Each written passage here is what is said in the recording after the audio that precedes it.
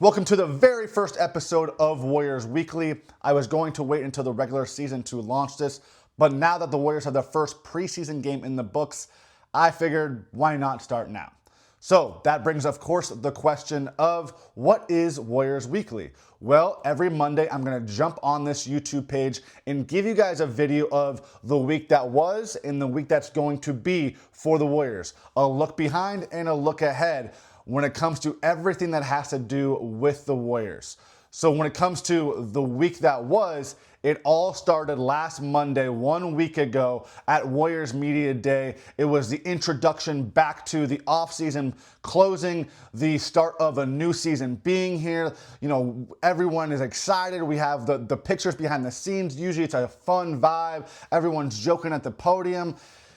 This season, this media day, this year for the Warriors, it began with a little bit of a cloud hanging over media day. Why is that? Of course, because of the Jonathan Kuminga restricted free agency situation, saga, whatever you want to call it, where still at that point, Warriors Media Day, Jonathan Kuminga was yet to agree to a deal with the Warriors, so he was not at Warriors Media Day. Because of his contract situation, neither was Al Horford or DeAnthony Melton or even Seth Curry. So the Warriors were without a handful of players at their own media day, which made other players have to answer questions about Jonathan Kuminga, which no one wants to do. All of those guys said the right things. And of all people, I would say the player that brought that first day back at school vibes actually was Draymond Green, who spoke highly about Jonathan Kuminga, but also spoke about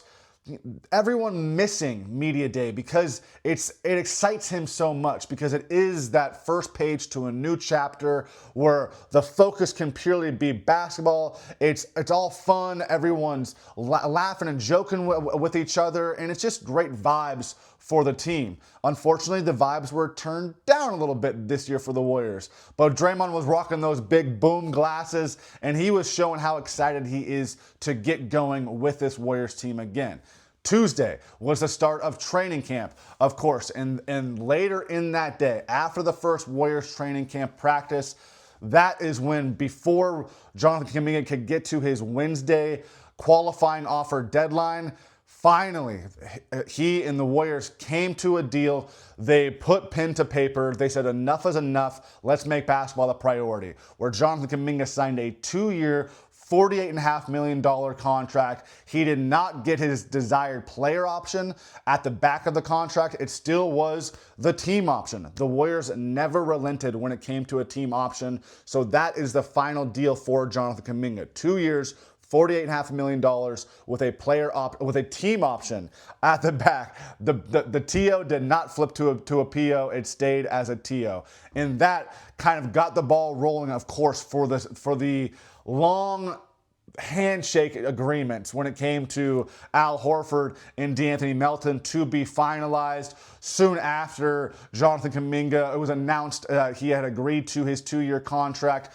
It came out that, again, another handshake deal. Seth Curry had officially agreed to join the Warriors as well. His contract situation's a little funky, where he actually signed an Exhibit 9 deal, where he'll be with the Warriors throughout training camp, and then he'll have to be waived by October 18th, and then he will not be able to start the season with the Warriors. I believe that the first day that the Warriors can sign a 15th player now, because of trying to stay under that second apron, all the new CBA, the taxes, all of that. November 11th is the first day that the Warriors can sign a 15th player, which will, of course, be Seth Curry. Training camp continues. It ends on Saturday, and I want to make sure that I let everyone know that Steve Kerr, throughout training camp practices, he reiterated what a great training camp this was for the entire team, but the player that he kept calling out for having a great training camp was Brandon Podziemski. And we know how much Steve Kerr loves the ways that Brandon Podziemski connects everything. That's his big buzzword, that he's a connector when it comes to Brandon Podziemski. Does the little things. We see him taking the charges, falling on the ground, keeping the ball moving.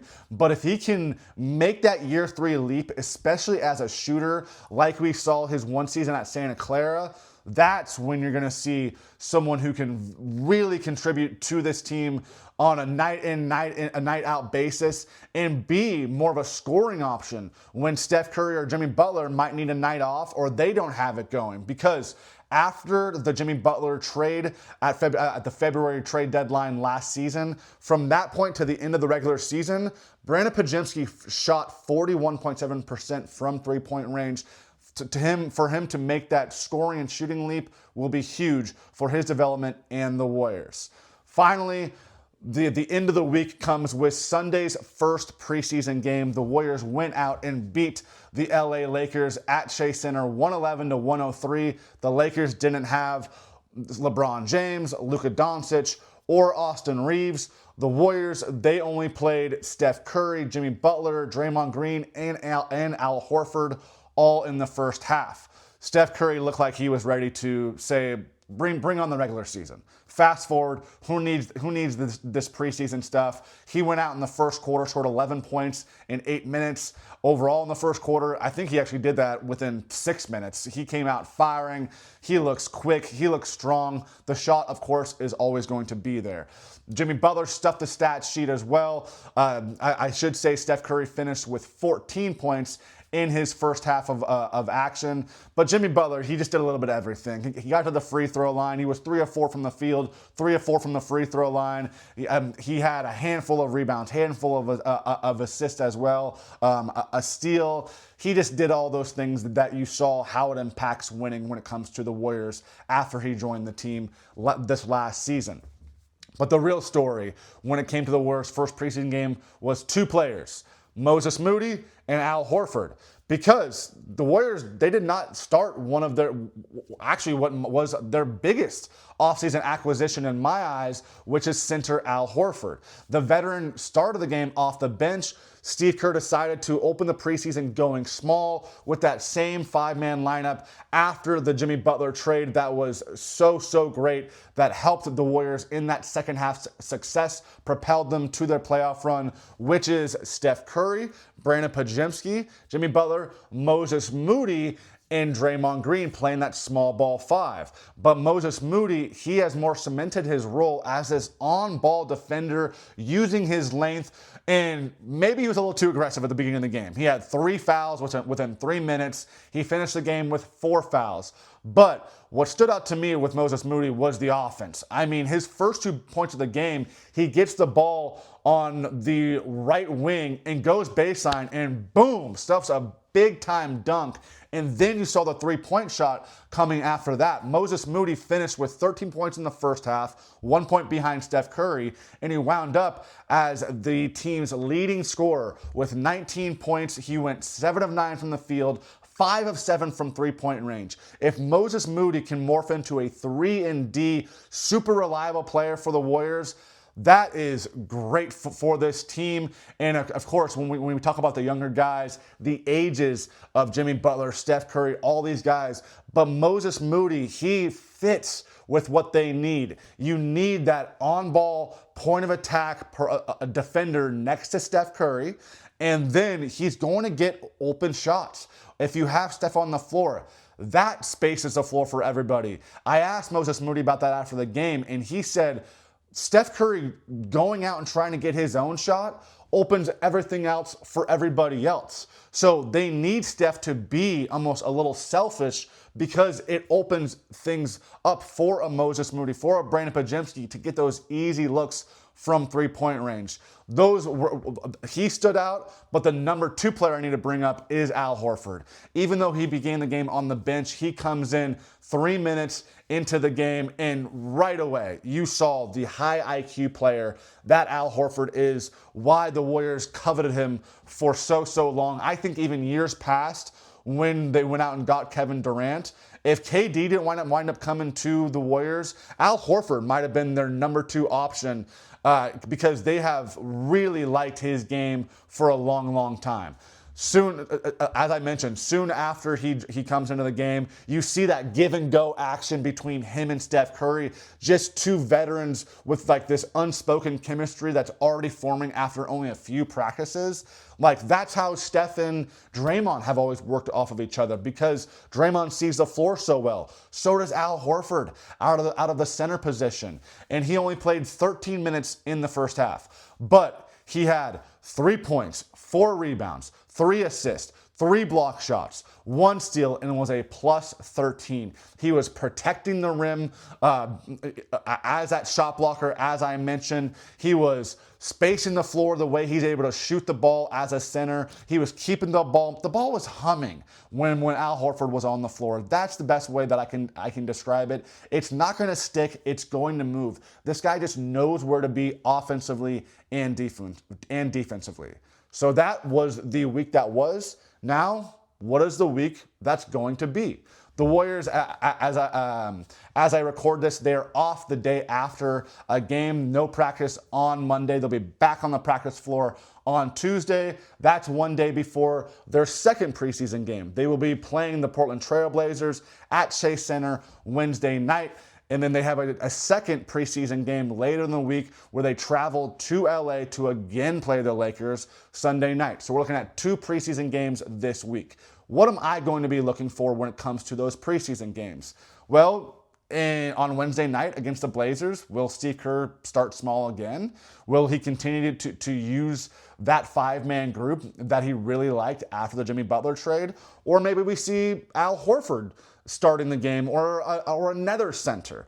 But again, this is preseason, so I expect to see a lot of different starting lineups and a lot of different combinations. One combination that really stood out from that first game was the fact that in the second quarter, Steve Kerr used Al Horford and Quentin Post, a 7-foot center, 2 floor spacing bigs on the court together. Those are the things that I'm going to be looking for, is the fact that with Al Horford, they feel like he can play with any lineup, with any combination, and now the Warriors have a chance to have 2 big men, 2 centers on the floor together. Maybe it's 2 3-point shooting threats like an Al Horford and a Quentin Post. Maybe it's Al Horford and a rim running big like a Trace Jackson Davis.